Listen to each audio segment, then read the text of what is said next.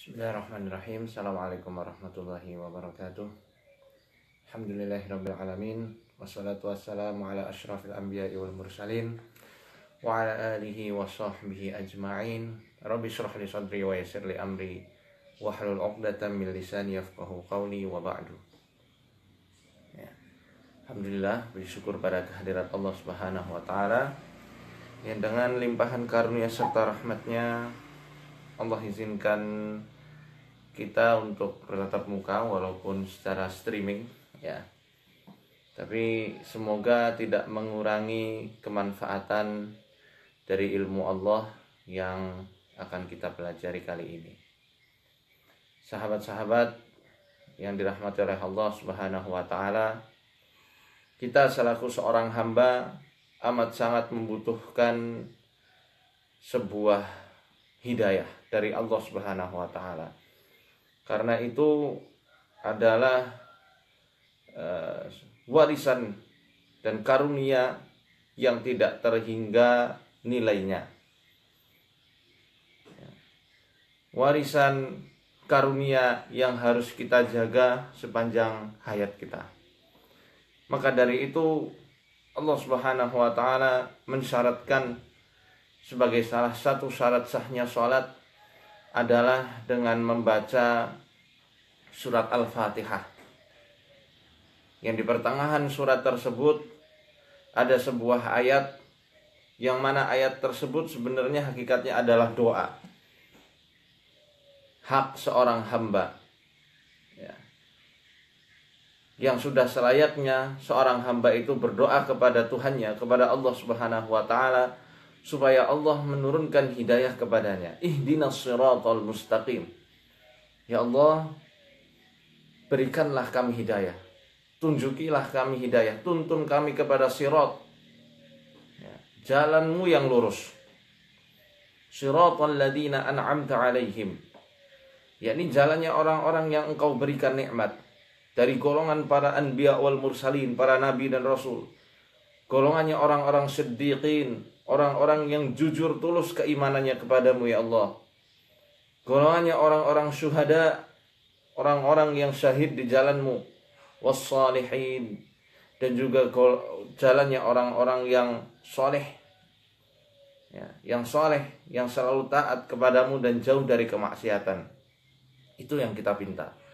Sirat ya, dalam bahasa Arab sirat adalah kumpulan dari kata as-sabil atau jamaknya adalah subul. Sabil adalah jalan tempuh. Tapi jalan tempuh ini banyak sekali. Ya. Sedangkan sirat adalah suatu jalan yang besar yang mengumpulkan sabil-sabil yang lain, jalan-jalan kecil yang lainnya. Maka kita minta hidayah kepada Allah Subhanahu wa taala supaya Allah menunjukkan ya, sesuatu yang dapat mengantarkan kita kepada ketaatan kepada Allah, dan itu bisa kita istiqomahkan sepanjang hayat kita. Kita tidak pernah tahu ketika kita minta hidayah kepada Allah, dengan sebenar-benarnya kita meminta kepada Allah Subhanahu wa taala, mungkin setelahnya kita akan diberikan jalan petunjuk, diberikan tuntunan oleh Allah, ditolong untuk mendekatkan diri kepada Allah dengan terus-menerus sholat tahajud. Karena kita tahu tidak semua orang ditolong oleh Allah untuk terus-menerus istiqomah melaksanakan sholat tahajud. Mungkin saat kita benar-benar minta kepada Allah, ihdinas siratal mustaqim, Allah tuntun kita, Allah tolong kita untuk terus-menerus bersedekah di jalan Allah, yang tidak semua orang ditolong supaya lapang hatinya bersedekah. Saat kita minta ihdinas siratal mustaqim, mungkin saat itu juga Allah langsung menolong kita, memudahkan jalan kita untuk bisa berpuasa Daud atau Senin Kemis. Yang tidak semua orang ditolong oleh Allah untuk bisa puasa Senin Kemis dan puasa Daud. Hidayah terus menerus kita minta sama Allah Subhanahu wa taala. Karena ya ikhwah, sungguh demi Allah, warisan itu tidak bisa diwarisi. Warisan tidak ada garansi dan juga jaminannya. Siapa yang bisa menjamin keimanan kita ini terus-menerus kokoh, terus-menerus stabil hingga nanti ajal menjemput kita? Tidak ada yang bisa menjamin itu semuanya.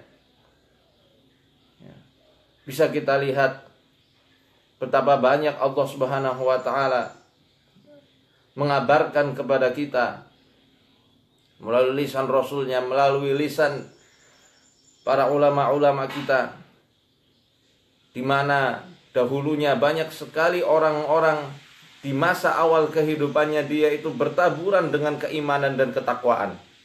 Tetapi di akhir hayatnya dia meninggal dalam keadaan murtad dan menanggalkan keimanannya yang selama ini dibangun untuk Allah Subhanahu wa ta'ala. Banyak contoh-contoh yang ada dalam Al-Quran dan juga As-Sunnah. Seperti contoh Rajal Unfuwah. Dulu dia, sebelum dia murtad, tadinya dia adalah sahabatnya Nabi SAW. Dia sangat disegani di antara sahabat-sahabat yang lain karena ketinggian ilmunya.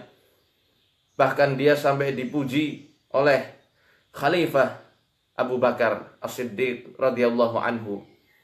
Sampai di masa kekhalifahan Abu Bakar As-Siddiq, ketika muncul yang namanya Musailamah Al-Kadzab, Rajal Unfuwah diutus oleh Abu Bakar As-Siddiq untuk menjadi delegasi sunnah, untuk menjadi wakil dari kekhalifahan Abu Bakar As-Siddiq untuk mendakwahi Musailamah Al-Kadzab. Tapi apa yang terjadi? Di akhir hayatnya, saat Rajal Unfuwah bersama Musailamah Al-Kadzab, imannya terbalik, saudara-saudara. Terbalik dari yang tadinya dia bertaburan dengan cahaya keimanan dan ketakwaan, berbalik menjadi memusuhi kaum muslimin. Sehingga dia mati dalam keadaan murtad. Saat perang dia terbunuh dan mati dalam keadaan murtad saat itu. Bal'am bin Ba'ura, salah seorang rahib di zaman Nabi Musa alaihissalam, yang kata Malik bin Dinar, dia mempunyai doa yang tidak pernah ditolak oleh Allah Subhanahu wa taala. Saking solehnya Bal'am bin Ba'ura, ketika dia menengadahkan tangan kepada Allah Subhanahu wa taala, doanya tidak pernah tertolak, selalu dikabulkan oleh Allah Subhanahu wa taala. Namun suatu ketika dia tergelincir karena fitnah duniawi. Didatangilah oleh beberapa pembesar-pembesar Bani Israel, mendatangi Bal'am bin Ba'ura, ditawarkan berbagai harta yang melimpah. Untuk apa? Untuk mendoakan kecelakaan untuk Nabi Musa alaihissalam. Tadinya tidak mau Bal'am bin Ba'ura.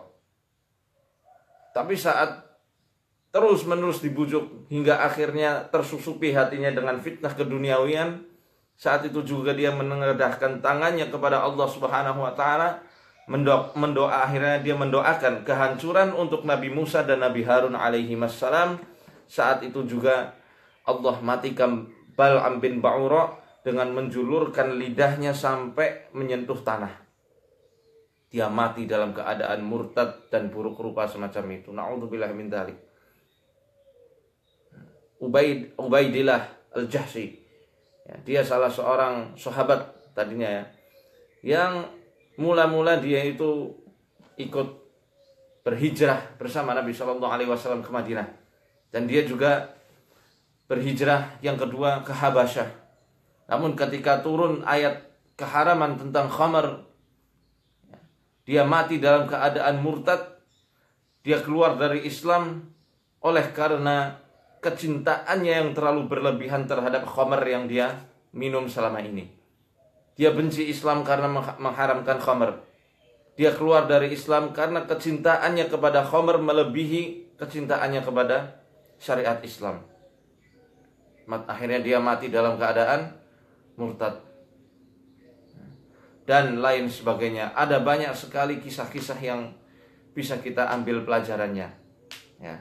Dan inilah mengapa kita disuruh oleh Allah Subhanahu wa taala untuk terus-menerus minta hidayah kepada Allah. Maka ketika kita sholat, jangan anggap lalu surat Al-Fatihah yang kita baca.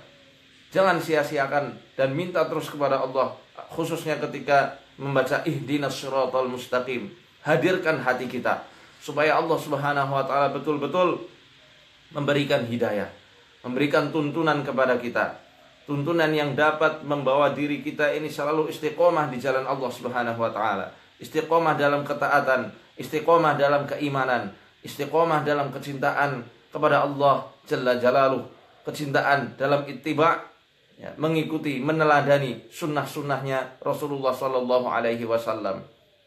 Ya, maka dari itu hadirkan hati, khususnya ketika baca surat Fatihah, supaya kita betul-betul mendapatkan hidayah, tuntunan dari Allah Subhanahu wa taala, sebagaimana Allah menuntun orang-orang soleh terdahulu, orang-orang yang Allah berikan nikmat luar biasa, yakni karunia hidayah, karunia ketakwaan, keimanan dan ihsan di dalam hatinya. Wahai ikhwah, perlu kita ketahui bahwasanya al-qalbu, hati manusia ini keadaannya berbolak-balik. Qalbu sendiri bisa diambil dari kata qalaba yaqlibu, qallaba yuqallibu, yang artinya terbolak-balik, membolak-balik. Ya, karena keadaannya yang terbolak-balik inilah jantung ini disebut dengan kata al-qalbu. Ya, sebagaimana orang Arab bilang, yang tadi saya bilang, qalaba yaqlibu atau qallaba yuqallibu.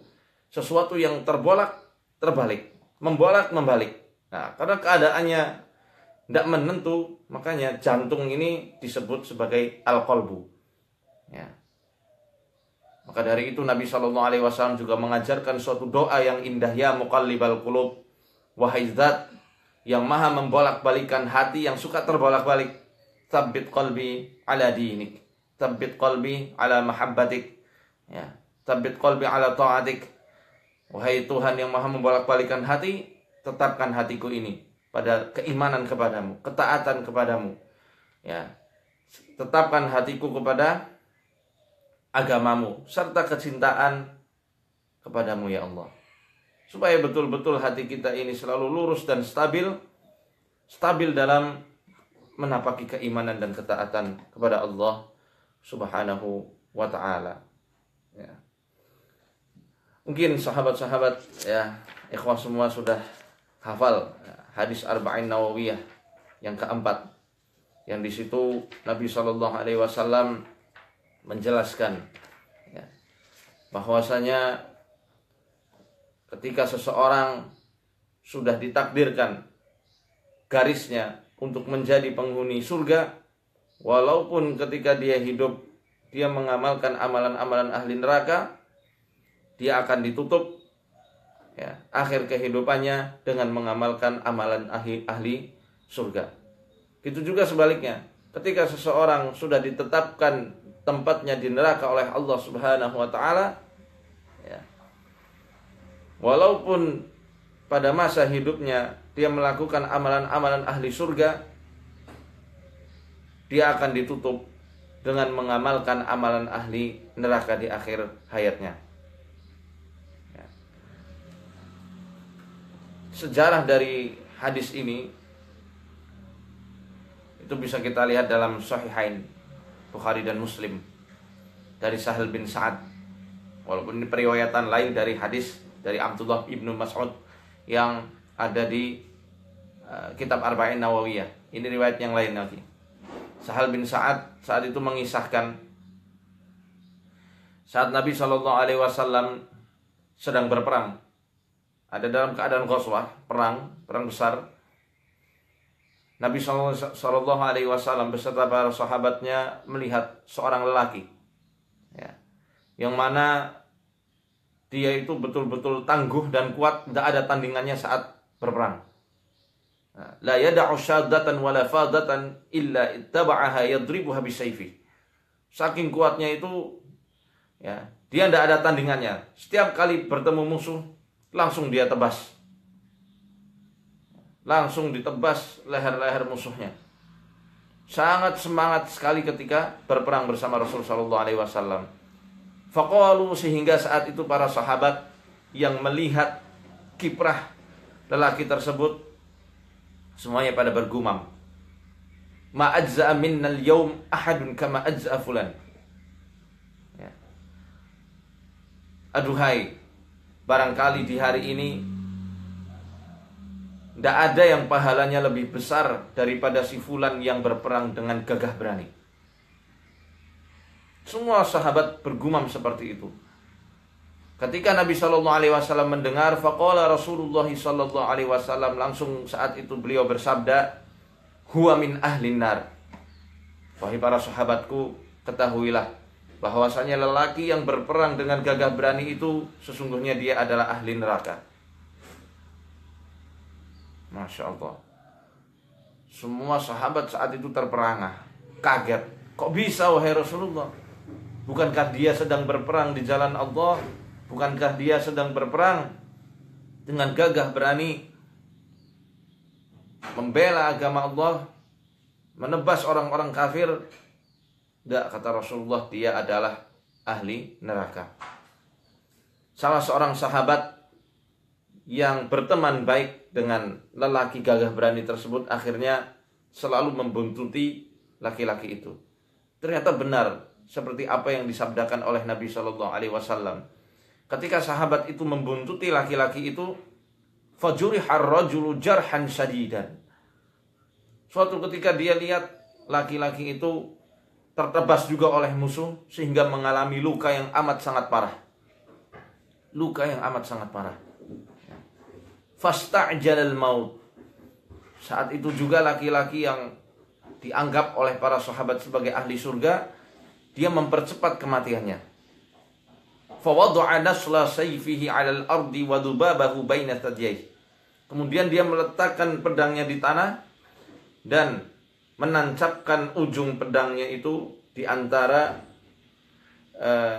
dadanya, yakni di ulu hatinya. Thumma tahamala 'ala sayfihi faqatala nafsah.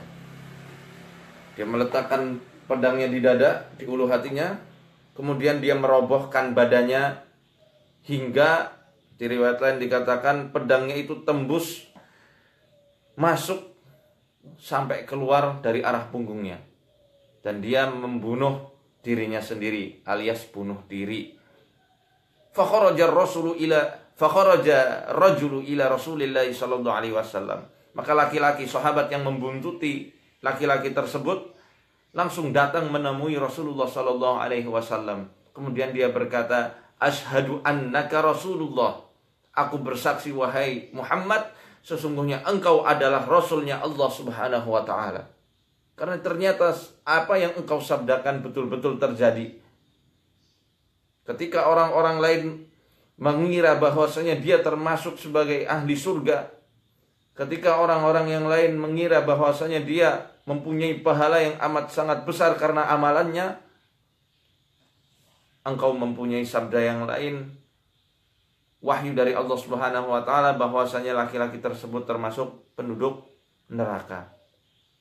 Lalu saat itu Rasulullah SAW mengabarkan kepada sahabat tersebut, innar rajula la ya'malu 'amala ahlil jannah fima yabdu linnas wa huwa min ahlin nar.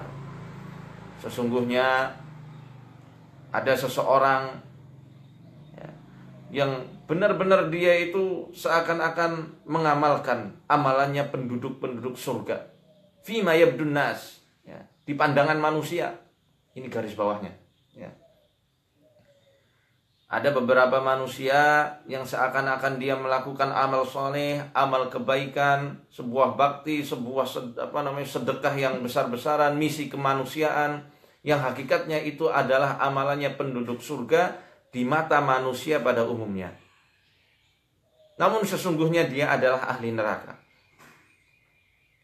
Wa innar rajula la ya'malu 'amala ahli an-nari fima yabdu lin-nas wa huwa min ahli jannah. Dan ada juga seseorang yang di mata manusia itu dia seakan-akan mengamalkan amalan penduduk neraka, tetapi hakikatnya dia adalah penduduk surga.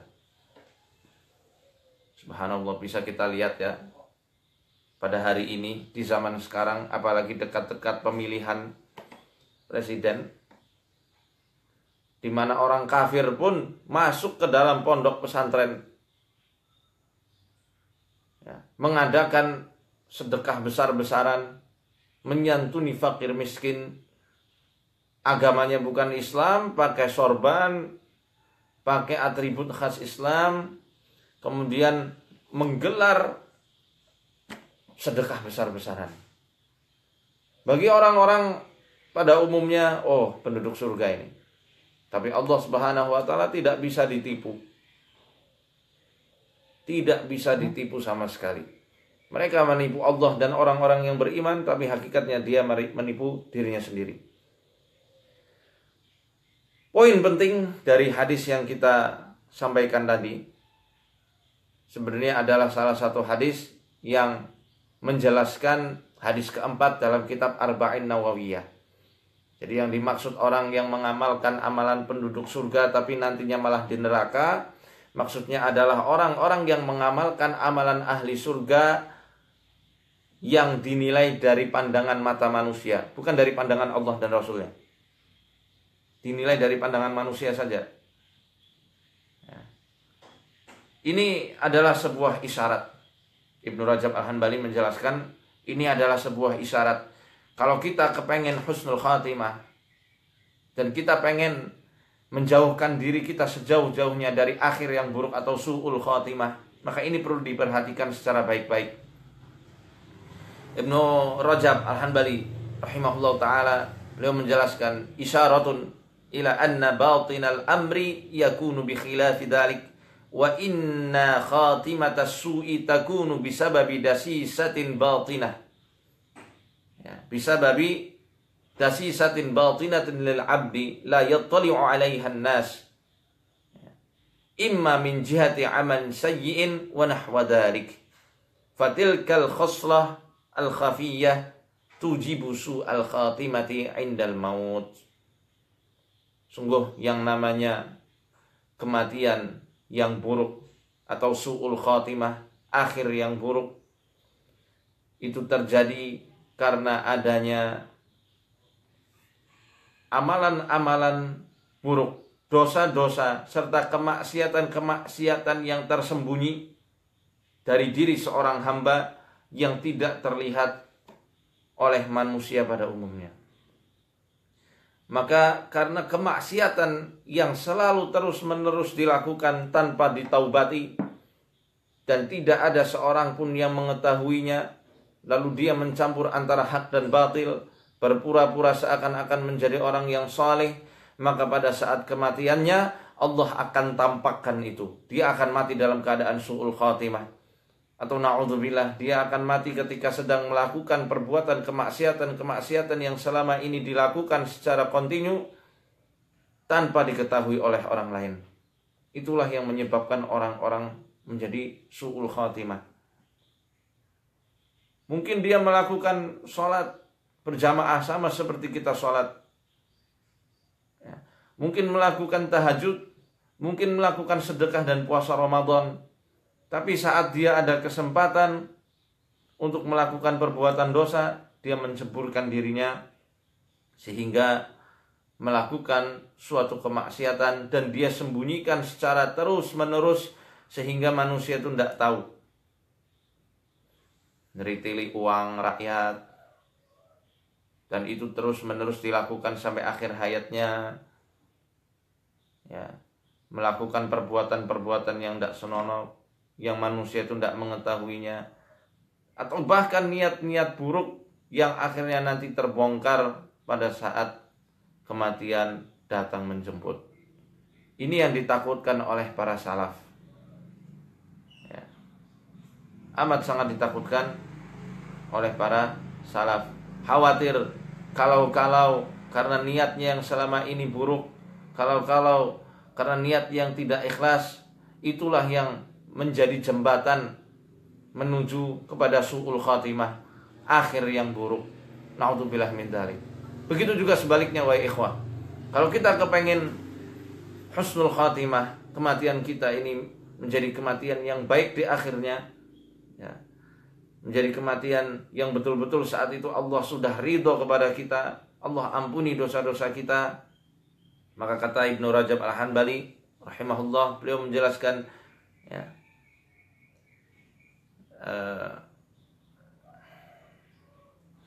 qad ya'malu ar-rajulu amala ahli an-nar wa fi batinatin wa fi batinihi khaslatun khafiyatun min khisalil khair fataghlibu alaihi tilkal khaslah fi akhir umrihi fatujibu lahu husnul khatimah. Itu juga ketika kita kepengen mendapatkan husnul khatimah, akhir yang baik di kehidupan kita, ya, usahakan sekali kita beramal, melakukan suatu amalan-amalan baik, dan rahasiakan amalan tersebut. Syukur-syukur yang mengetahuinya hanya diri kita sendiri dan juga Allah Subhanahu wa taala. Hanya Allah kemudian diri kita, tanpa ada orang lain yang mengetahuinya. Sama seperti yang dilakukan oleh Zainal Abidin, salah seorang cucu dari baginda Rasulullah sallallahu alaihi wasallam. Di masa hidupnya Zainal Abidin ini selalu meletakkan karung beras di punggungnya setiap malam. Ketika pagi hari, ketika siang, dia menandai rumah-rumah orang fakir miskin di lingkungannya. Baru ketika malam dia keluar dengan menggotong karung gandum yang beratnya Masya Allah. Itu setiap malam dilakukan sampai menjelang akhir hayatnya. Namun suatu ketika dia hendak dirampok, hendak dibegal sama seseorang. Karena orang tersebut miskin, butuh menghidupi keluarganya. Dia mencegat Zainal Abidin yang sedang membawa kantung gandum, kemudian bergulat di situ. Karena Zainal Abidin terbiasa mengangkat beban berat, kantung gandum yang beratnya luar biasa, mungkin berkilo-kilo, itu langsung diambrukkan, ditindihkan kepada perampok tersebut. Sampai perampok itu jatuh, tidak berdaya lagi. Ya. Dikatakan, apa maumu? Maka perampok itu mengatakan, aku ini adalah orang yang miskin, yang betul-betul butuh menghidupi keluargaku. Maka dilepaskan oleh Zainal Abidin, diberikan beberapa kantung gandum, ya, untuk menghidupi keluarganya, dan diberikan pesan oleh Zainal Abidin. Ya.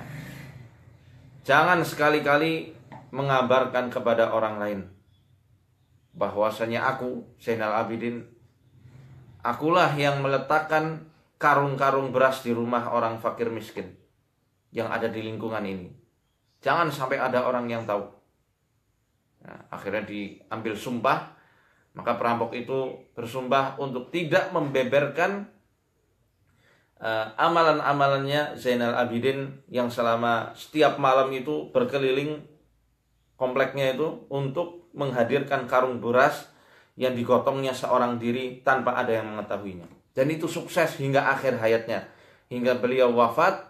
Ya, saat wafat, sampai wafat pun tidak ada orang yang tahu bahwasanya selama inilah Zainal Abidin yang menggotong karung gandum tersebut. Sampai suatu ketika Zainal Abidin ketika sudah wafat itu sedang dimandikan oleh para sahabat-sahabatnya, oleh para kerabatnya. Para kerabatnya bingung, heran dia, ya, kaget semuanya, karena ternyata didapati saat sedang mensucikan jenazah beliau, punggungnya itu melepuh, ya. Punggungnya ngapalen, ya kalau orang Banyumas bilang ngapal itu, hitam, sehingga bingung, ini kenapa Zainal Abidin kok punggungnya hitam begini. Karena takut terjadi fitnah, orang yang tadinya mau merampok Zainal Abidin akhirnya menceritakan kepada orang-orang bahwasanya beliaulah yang selama ini meletakkan karung-karung gandum di setiap rumah orang fakir miskin. Subhanallah. Ini diantara contoh-contoh bagaimana para salafun saleh menyembunyikan amalan mereka, sebagaimana orang-orang yang ahli maksiat menyembunyikan amalan-amalan buruk mereka. Ya.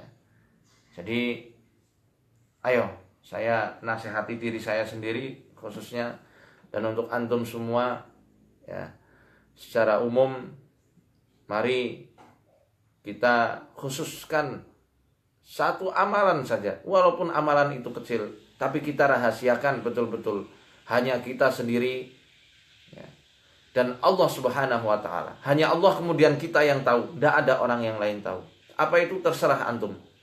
Antum mau bersedekah, silahkan, istiqomahkan dari sekarang, sedekahkan walau hanya 1000, walau menyisihkan 20.000 atau 100.000 per minggu, tapi cukup Allah, kemudian kita yang tahu, jangan ada orang yang lain tahu. Atau mungkin kepengen puasa Daud, lakukan puasa Daud tanpa ada orang yang tahu, tanpa dipamer-pamerkan. Cukup hanya Allah sebagai saksi, kemudian diri kita sendiri. Kalau mau berzikir terus, silahkan berzikir. Subhanallah bihamdi, subhanallahil azim. Terus menerus tanpa ada orang yang tahu. Khususkan amalan itu, ya, kita spesialkan. Ya. Kita mohon kepada Allah, semoga amalan yang tidak seberapa ini dapat mengantarkan kita, menuntun kita kepada jalan Allah yang lurus, yang Allah ridhoi. Kemudian ketika kita meninggal nanti, diwafatkan oleh Allah Subhanahu wa Ta'ala dalam keadaan husnul khatimah. Bagi kita yang mungkin masih sampai sekarang mempunyai dasisah, mempunyai track record, ya, jalan yang buruk, entah itu dari niat-niat yang salah atau amalan-amalan kemaksiatan yang selama ini selalu continue kita lakukan tanpa ditaubati. Ayo sama-sama kita bertobat kepada Allah Subhanahu wa Ta'ala. Khawatir oleh karena niat yang salah, amalan-amalan yang keliru, pandangan mata yang liar, kita khawatir sekali itu menjadi perantaraan su'ul khotimah. Na'udzubillah min dzalik. Kita selalu berdoa kepada Allah, ya Allah, jadikan kami semuanya sebagai penduduk surga yang tertinggi. Amin amin ya rabbal alamin. Sungguh wahai ikhwah, sahabat-sahabat yang dirahmati oleh Allah Subhanahu wa Ta'ala, perbuatan orang-orang siddiq, orang-orang yang tulus keimanannya, itu semata-mata bukan hanya mengamalkan amalan-amalan baik saja. Sebagaimana ulama yang menjelaskan, a'malul birri ya'maluhal bar wal fajir. Perbuatan-perbuatan baik, amalan-amalan saleh itu bisa dilakukan oleh orang yang saleh maupun orang yang durhaka. Tetapi sebaliknya, wa tarkul ma'asi la ya'maluha illa siddiqin. Meninggalkan kemaksiatan, apalagi ketika ada kesempatan besar untuk melakukan kemaksiatan tersebut, itu tidak akan dilakukan kecuali siapa? Kecuali orang yang benar-benar tulus keimanannya dalam hati. Inilah kita memohon sekali supaya amalan-amalan baik yang sudah kita bangun dengan susah payah tidak Allah hamburkan seperti debu yang berterbangan. Karena Rasulullah SAW sudah mewanti-wanti berabad-abad silam tentang keadaan sekelompok kaum yang datang di hari kiamat dengan amalan-amalan baik sebesar gunung Tihamah yang putih. Sebesar gunung loh, nggak kemen-kemen ini. Sebesar gunung Tihamah yang besar sekali. Faja'alaha Allahu haba'an manthura. Tapi kemudian Allah Subhanahu wa Ta'ala menjadikan amalan-amalan soleh itu seperti debu yang berterbangan. Seperti debu yang berterbangan. Tidak ada nilainya sama sekali. Para sahabat saat itu takut gemetar semua. Ya Allah, kenapa kok bisa seperti itu? Sehingga saat itu para sahabat bertanya kepada Rasulullah, sifhum lana jillahum li'alla nakuna minhum wa nahnu la na'lam. Wahai Rasulullah, tolong beritahu apa sih sifat-sifat mereka, karakter-karakter mereka itu bagaimana wahai Rasulullah, supaya kami tidak ikut-ikutan masuk ke dalam golongan mereka sedangkan kami tidak menyadarinya. Kata Rasulullah SAW, ya, mereka itu adalah bagian dari kalian. Mereka saudara kalian. Mereka sholat sebagaimana kalian juga sholat. Mereka puasa sebagaimana kalian juga puasa. Walakinnahum aqwamun, tapi mereka itu adalah suatu kaum idza khalau bi maharimillah intahakuha. Mereka adalah suatu kaum yang apabila mereka menyendiri dengan segala perkara-perkara yang diharamkan oleh Allah Subhanahu wa Ta'ala, mereka berani untuk menerobos menerjang sehingga melakukan kemaksiatan dengan sesuka hati mereka. Na'udzubillah min dzalik. Mereka beramal soleh, tapi saat mereka sendiri, mereka lupa bahwasanya mereka telah berkoar-koar, akulah musuh iblis. Tapi saat sendiri mereka mendeklarasikan diri, akulah sahabat dekatmu wahai iblis. Na'udzubillah min dzalik. Maka para salafun saleh mengatakan orang-orang yang didekatkan kepada Allah Subhanahu wa taala, mereka adalah orang-orang yang senantiasa muhasabah, senantiasa takut, senantiasa menangisi segala apa yang telah lalu dari mereka, segala apa yang telah terlewati dari mereka. Mereka tidak pernah melupakan dosa-dosa, walaupun sekecil apapun dosa yang mereka perbuat, mereka selalu terbayang-bayang, kemudian meminta ampun kepada Allah, takut kalau dosa kecil tersebut yang dapat mengantarkan kepada amalan ahli neraka di akhir hidupnya. Na'udzubillah min dzalik. Arsyadani Allah wa iyyakum. Ya, semoga apa yang kita sampaikan pada pagi hari ini bisa bermanfaat bagi diri saya khususnya dan juga bagi umat Islam secara keseluruhan. Saya mohon maaf jika ada salah kata dan sikap. Ya, bila taufiq wal hidayah. Wassalamualaikum warahmatullahi wabarakatuh.